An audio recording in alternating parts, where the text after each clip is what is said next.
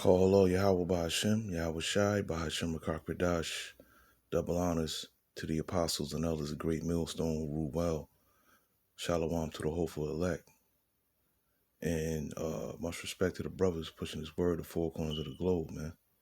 This is Brother Ariel coming to you with another lesson.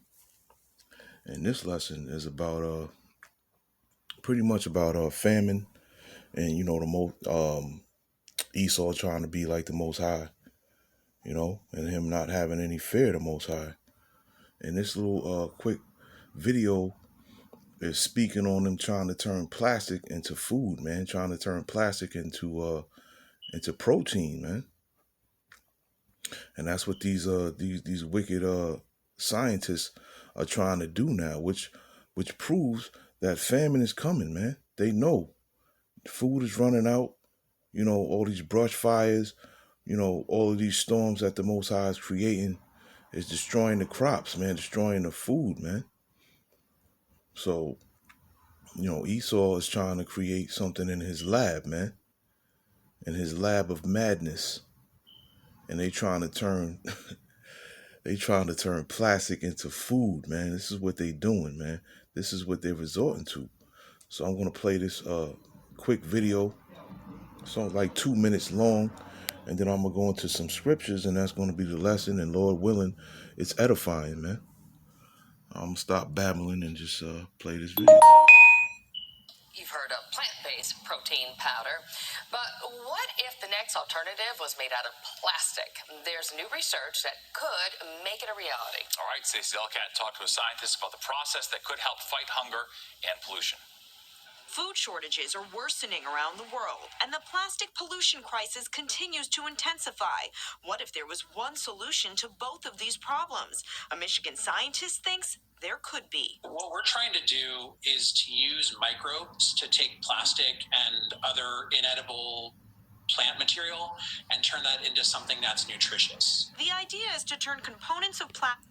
Salakia, he said they're going to try and turn plastic and other inedible herbs and plants into something that's nutritious. That don't make no sense, man. I'm going to keep playing it, though. Salakia for that. Into protein and other nutrients like fats and sugars.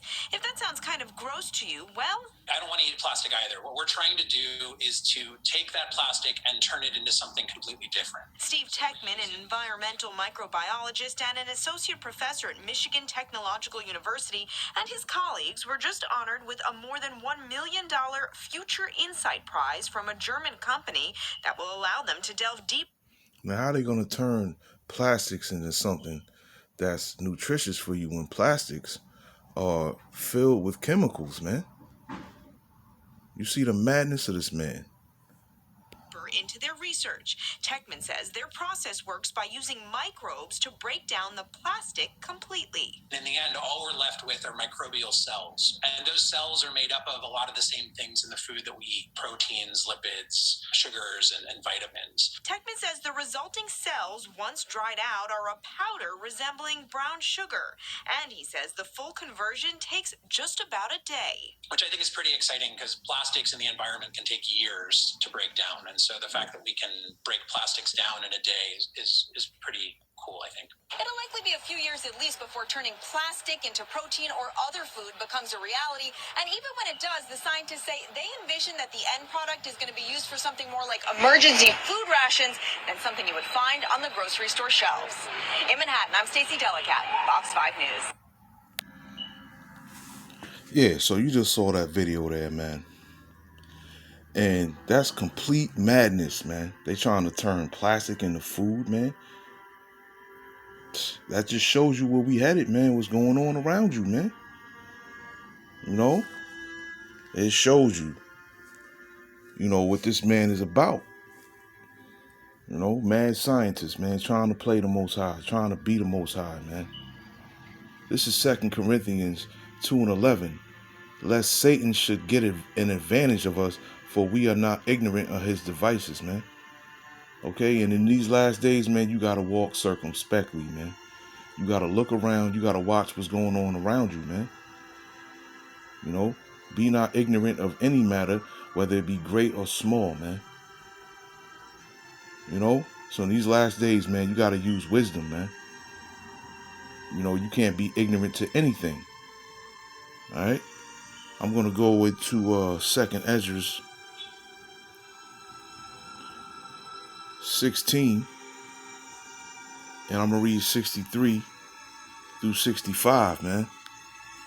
And it reads, surely he knoweth your inventions, and what ye think in your hearts, even them that sin, and would hide their sin. Therefore hath the Lord exactly searched out all your works, and he will put you all to shame. And when your sins are brought forth, ye shall be ashamed before men, and your own sins shall be your accusers in that day, man. That's deep, man. Therefore hath the Lord exactly searched out all your works, and he will put you all to shame.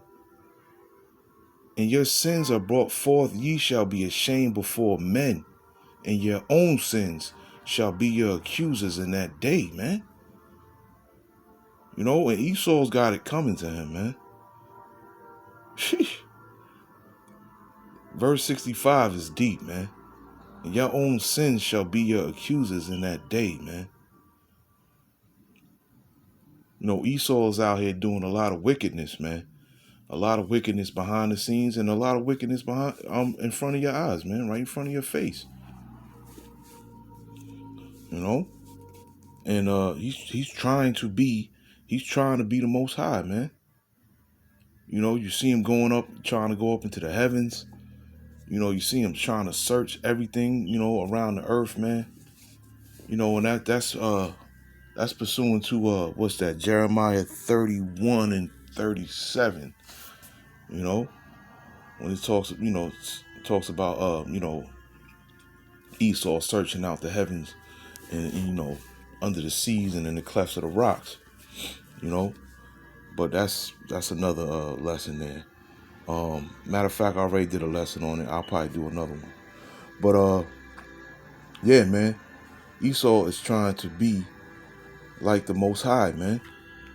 I'm gonna go to Isaiah 14 and 14, and it reads, I will ascend above the heights of the clouds. I will be like the Most High, man. And that's what this man is trying to be, man. He's trying to be like the Most High, man. That's what he's trying to be, man. I'm going to go to 2 Thessalonians, man. 2 and 4. Okay? I'm going to start at 3. Let no man deceive you by any means, for that day shall not come except there come a falling away first, and that man of sin be revealed, the son of perdition, who opposeth and exalteth himself above all that is called the Most High, or that is worshipped, so that he as the Most High sitteth in the temple of the Most High, showing himself that he is the Most High, man. And that's what Esau's always been trying to do, man. He tries to X the Most High out of this society and try to exalt himself as being the Most High, man. You see all these cameras, you know, on the streets, because he wants to see everything, man. But the Most High's eyes are 10,000 times brighter than the sun, man. So you'll never be able to see everything, Esau. That's why they're trying to put this MOTB in everyone, man, so they could track everyone's movements, man. They trying to be like the Most High out here. And now you're trying to turn Salakia, you're trying to turn plastic into food, man. Plastic and unedible plants and herbs into food, man. Using sugars and fats. Combining that with sugars and fats to create proteins, man, in edible food. That's why we need to get out of here, man, because this place is just going down and down every day. It's waxing worse and worse, man. And that video I showed you, it proves to you, man, famine is coming, man. Famine is coming. I'm going to go to Jeremiah. Go to 29. And I'm going to read 17 through 19, man. And it says, Thus saith the Lord Yahweh of hosts, Behold, I will send upon them the sword, the famine, and the pestilence, and I will make them like vile figs that cannot be eaten. They are so evil. And I will persecute them with the sword, with the famine, and with the pestilence, and I will deliver them to be removed to all the kingdoms of the earth, to be a curse and an astonishment, and a hissing and a reproach among all the nations, whether I have driven them, because they have not hearkened to my words, saith the Lord, which I sent unto them by my servants the prophets, rising up early and sending them. But ye would not hear, saith the Lord, man. And that's talking to you 2/3 out here. That, when we out in the highways and byways and we crying aloud, man, trying to give you a warning, and you not listening, man. You just won't listen. Famine is coming, man. It's coming. I'm going to go to Ezekiel 4, chapter 4, and I'm going to read 11 through 13. Thou shalt drink also water by measure, the 6th part of an hin. From time to time shalt thou drink, and thou shalt eat it as barley cakes, and thou shalt bake it with dung that cometh out of man in their sight. And the Lord Yahweh said, Even thus shall the children of Israel eat their defiled bread among the Gentiles, whether I will drive them, man.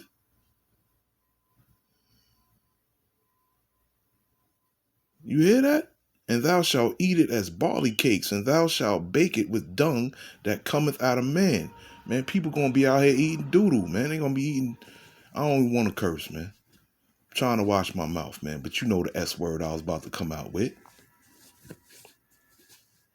Y'all about to be eating poop out here, man. Poop sandwiches, man. Poop porridge.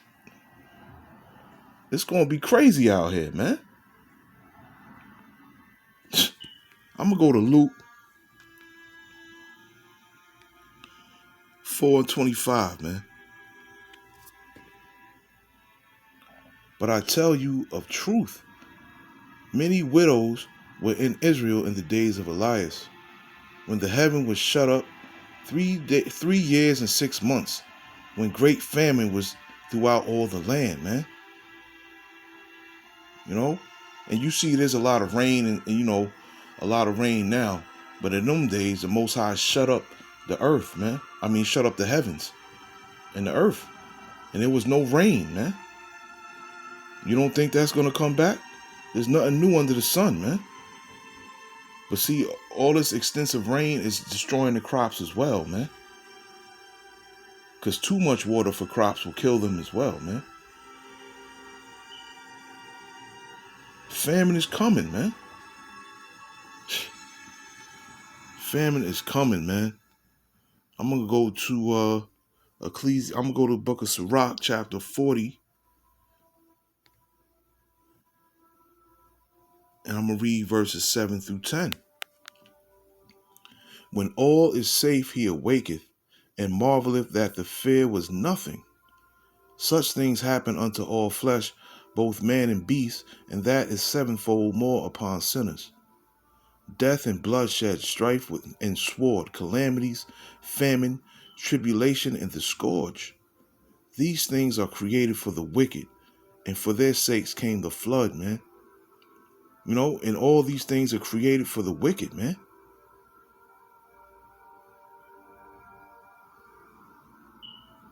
And Lord willing, I'm not of that number of the wicked, man. Lord willing, I'm of the number of the elect, man. Because terrible times are coming, man. It's scary, man. I'm scared to death, man. That's why every day, it's good to pray to the Most High, man. It's good to offend the Most High less and less every day, man. And I say that in a lot of my videos, man, because it's imperative that you do so, man.